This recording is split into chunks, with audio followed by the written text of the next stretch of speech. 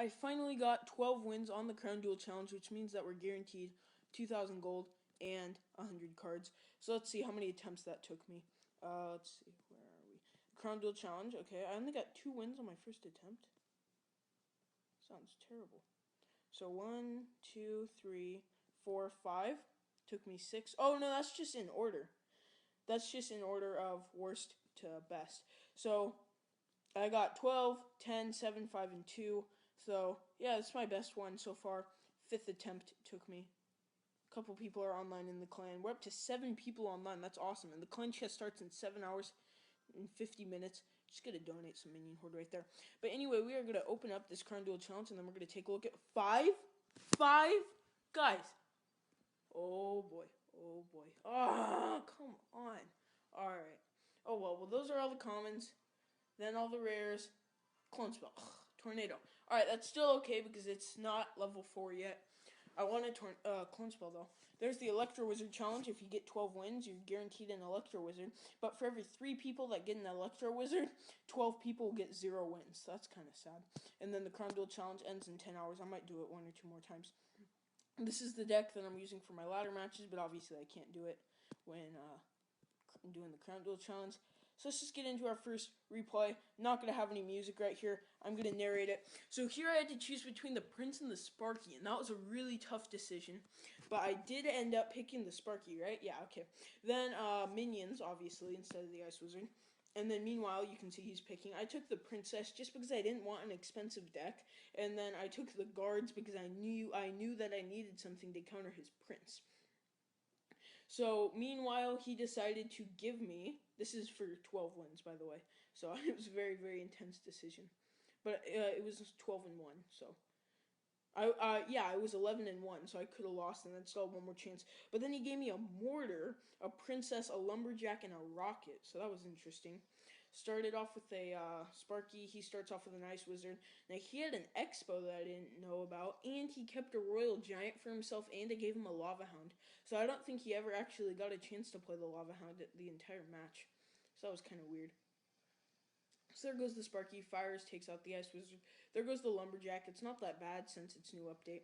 So it ends up taking out the Expo. The Sparky turns around, gets a shot off on the Miner, which allows the Mortar to sneak in with 2 shots, which, it's about 500 damage, so not bad there for a starting push.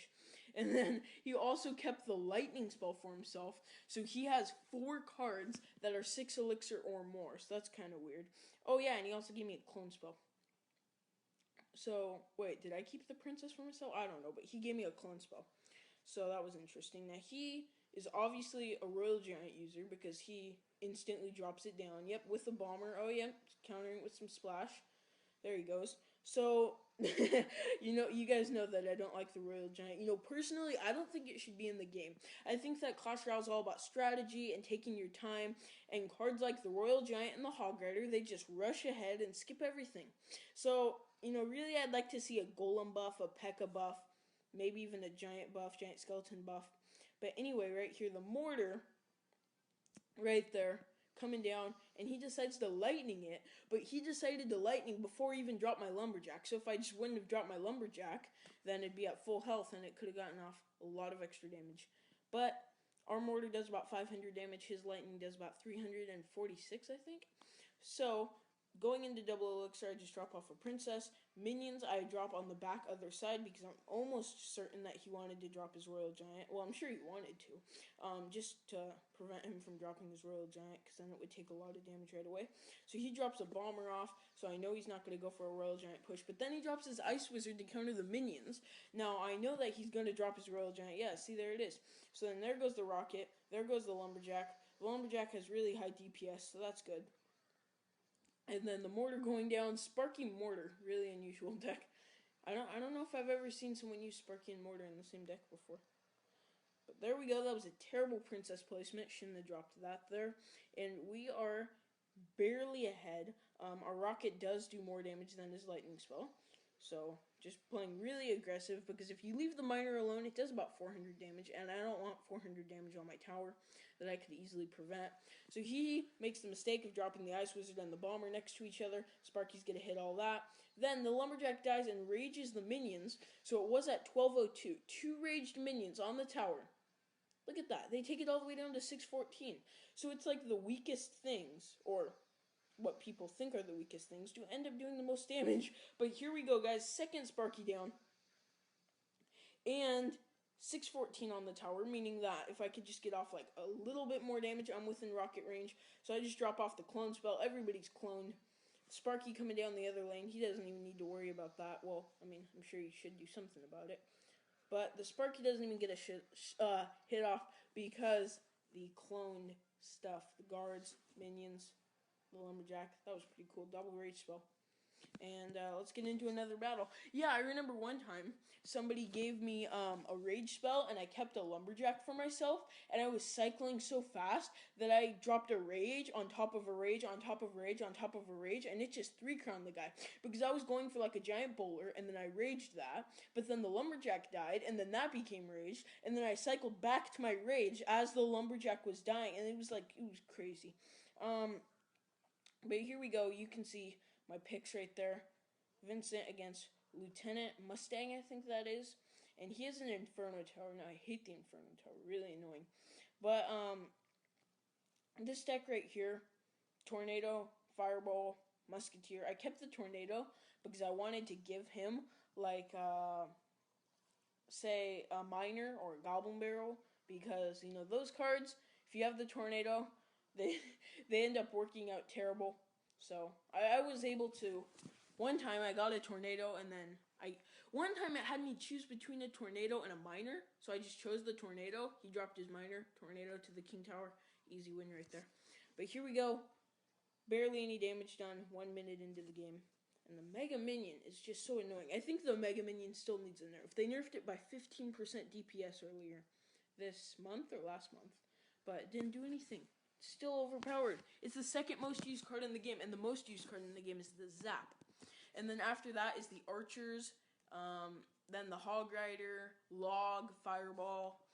Inferno Tower has somewhat okay use rate, not too high.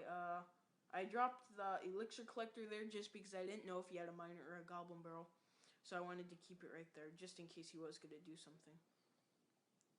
And the Musketeer coming down the lane. Now, he gets off a lot of damage. Yeah, if you leave a Hog Rider alone, it gets off a lot of damage, which is really annoying about it, because it's 4 Elixir. So any card that is 4 Elixir and could be a threat is overpowered, because then you could just start cycling with it. You could do Lumberjack cycling, Hog Rider cycling. Giant's not that overpowered because it's slow and it costs 5 Elixir. But, you know, any cards like that, and then here we go to double Elixir. So I just drop off another Elixir Pump. He could lightning that, really, but does he? Does he lightning it? I don't remember. There goes the Hog Rider. Yeah, he lightnings the Musketeer. He's just trying to chip down the tower. And you see right here, I've accomplished almost nothing. Almost nothing, just a chip damage on the towers. And he is 3 lightning spells away from winning the game. Now, friendly battles are 3 minutes, so he does have plenty of time to do that. But those were terrible arrows. He hit the Archers, which didn't kill the Archers. Then he only hit one of the minions, so only one of the minions died. Then he drops a Mega Minion right in front of the Archers and all that stuff. The Fireball probably wasn't necessary, but we get big damage off right here. Look how much damage we get off. Yeah, he tries to do that, so I just pull that away. Get that out of here. Then the Tornado, all the way down to 780 health, which is really good. And 3-minute overtime begins. But the Expo coming down, we didn't have air defense for the Mega Minion, and the Inferno Tower, we didn't have a counter to that either. So we don't end up getting anything there. He has Ice Spirit Hog Rider, which is a really deadly combo, because whatever you drop off, it freezes. But the Ice Spirit dives into one minion, who wasn't going to do anything anyway. So that was an easy damage there. But right now, arrows plus lightning spell, he wins. So I just go for a really aggressive push right here. We have air defense for the Mega Minion. It takes it down all the way, and we pick up the victory, which is pretty awesome. So there goes Lieutenant Mustang, or whatever his name was. And we'll show one more battle against... Should we show? see. Another wait, did I? Yeah, I used Expo in back-to-back matches. Let's see. Oh yes, this was a good one. Golem, Three Musketeers with both princes. Yeah, this was kind of interesting here because the Three Musketeers I feel like are really powerful inside of this mode right here because everybody has either a fireball. Well, because two of the most popular cards in the game are Log and Fireball, and if you combine that, it gains you 3 elixir to the Three Musketeers. But not everybody has access to the Fireball and the Log in this mode. So I feel like whenever you see the Three Musketeers, you almost have to take them unless you have unless you've already taken a Rocket or a Lightning for yourself, because they're just so overpowered. So I kept the Three Musketeers for myself, but he had to choose between Giant and Golem, and he gave me a Golem. So now I have both princes with a Golem and the Three Musketeers with Fireball, and he has a poison spell. So good thing I didn't take the poison spell, because then I'd have a Fireball and a poison spell. So there goes down the Prince and the Mini P.E.K.K.A. The Prince does very little damage. Well, I mean, not very little, but there was perfect Rocket right there. He hit the Prince, but what he didn't hit was the tower, so he's losing out on 500 points right there. But the charging Prince gets to the tower, and that's where he has to pay. Because a Prince does, I think it does 346 at tournament standard. So if you multiply that by 2, then that 346 turns into nearly 700 damage. Just for getting one shot off, which is a lot. And the Battle Ram now charges. What do you guys think about the Battle Ram?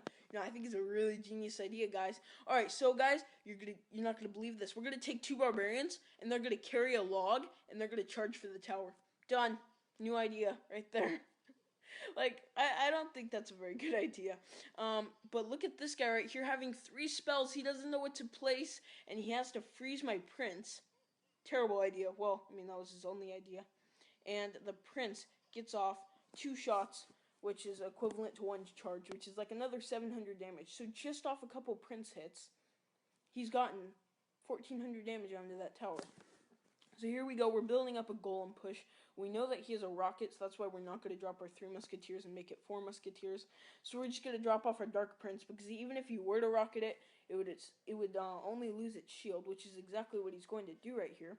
Dark Prince keeps its shield. He completely missed the Golem. And the Golem right there, since everybody's distracted, I just dropped the 3 Musketeers kind of in the middle because I wanted him to take out the minion horde. And he drops off a poison spell. 2 Musketeers firing onto the tower. The Mini P.E.K.K.A, yeah, him. He takes out the Wizard, putting the tower at 598. Very easy win right here. I think he does end up taking out a tower. Yeah, he ends up taking out a tower with Giant Minor Freeze, but we easily beat Hardcore Gaming there. If it would have lasted 5 more seconds, we would have 3-crowned him. But anyway, that is going to be the video, guys. I hope you enjoy. We're going to donate some minions. He's been here for 1.5 days and already has 30 donations. Yeah, Diamond Plays YT. Hi, YouTube. YouTube. Yay. So anyway, guys, thank you guys for watching. Hope you enjoyed. We will see you guys in the next video.